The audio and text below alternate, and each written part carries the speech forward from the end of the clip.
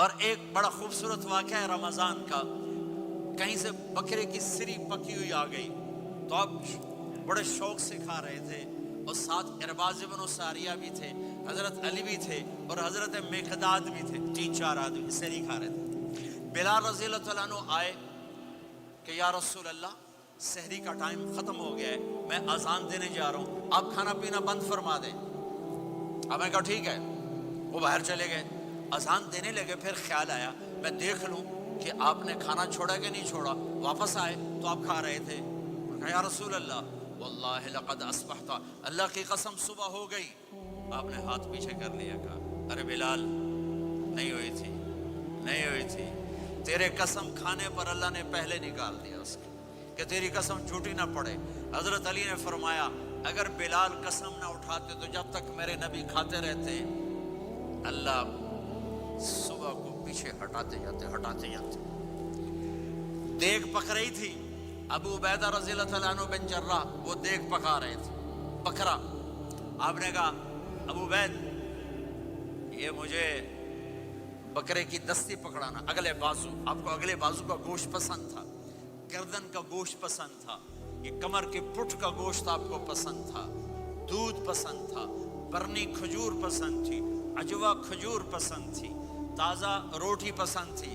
آپ یا تازہ کھاتے تھے یا فاقہ، تھوڑی طرح نہیں 8 دن دے پکا کے فریڈاں ٹھوک دے ہو تو کٹ کے گرم کیتی رکھو تو کھاتی رکھو، یا آپ تازہ کھاتے تھے یا فاقہ فرماتے تھے۔ ایک دفعہ فتح مکہ پر ام ہانی کے گھر آپ نے باسی روٹی کھائی، ورنہ آپ نے ہمیشہ تازہ یا فاقہ یا تازہ یا فاقہ، کبھی جس کھانے پہ رات گزر جاتی اسے نہیں کھاتے تھے۔ تسی ماشاءاللہ 8 راتوں جو کھدی جاندے ہاں۔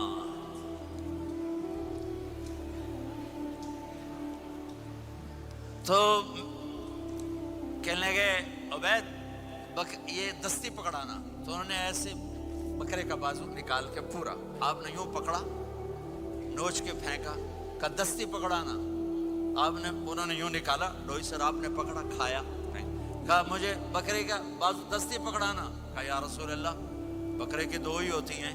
آپ نے کہا تیرا بھلا ہو جائے، اگر تو میرے کہنے پہ ڈوئی ڈال دیتا، جب تک میں کہتے رہتا اللہ مجھے نکال کے کھلاتا رہتا، اللہ مجھے نکال کے کھلاتا رہتا۔ اللہ نے رمضان بھیجا ہوا ہے، رمضان آ رہا ہے، اللہ کی رحمتوں کا جنت کے دروازے کھل گئے، جہنم کے دروازے بند ہو گئے، ایک دوسرے کو معاف کر دو، روزے کی حفاظت کرو۔ آپ بہت سے بہن بھائی آئے بیٹھے ہو، لڑے ہوئے ہوگے، ناراض ہوگے، میاں بیوی لڑے ہوئے ہوں گے، بھائی بہنیں لڑی ہوں گی، رمضان آ رہا ہے، تیاری کرو۔ جیسے حج پر جانے سے پہلے معافی مانگتے ہو، رمضان سے پہلے بھی ایک دوسرے سے معافی مانگو، ایک دوسرے کو معاف کرو، ایک دوسرے کو درگزر کرو، خود جا کے معافی مانگ لو، اللہ آپ کا مقام اونچا کر دے گا، مرتبہ اونچا کر دے گا۔ آخری رات اللہ تعالیٰ فرماتے ہیں جاؤ، تمہارے رات کی قیام اور دن کے روزے کے بدلے تمہیں سب کو معاف کر دیا، مانگو۔ اور ایک رات اللہ نے شب قدر بنائی جو 1000 راتوں کے برابر کر دی۔ وہ آج آپ کی تو راتیں بڑی چھوٹی ہیں، 5 راتیں جاگ لو، 3 گھنٹے دی بھی نہیں رات ہوندی، تو 5 راتیں جاگ لو، 21 23 25 27 29، ان میں سے ایک رات ضرور شب قدر ہوگی۔ ایک رات کا جاگنا 80 سال کی عبادت سے بڑھیا ہو جائے گا، صرف ایک رات کا جاگنا، ایک رات کا جاگنا۔ ایک شرط ہے، دل میں بغض نہ ہو، نفرت نہ ہو، حقارت نہ ہو، کسی مسلمان کو حقیر نہ جانو، بلکہ کسی انسان کو حقیر نہ جانو، تو آپ کی بندگی اللہ کی بارگاہ میں پہنچ کر آپ کے مقام کو اونچا کر دیں گی۔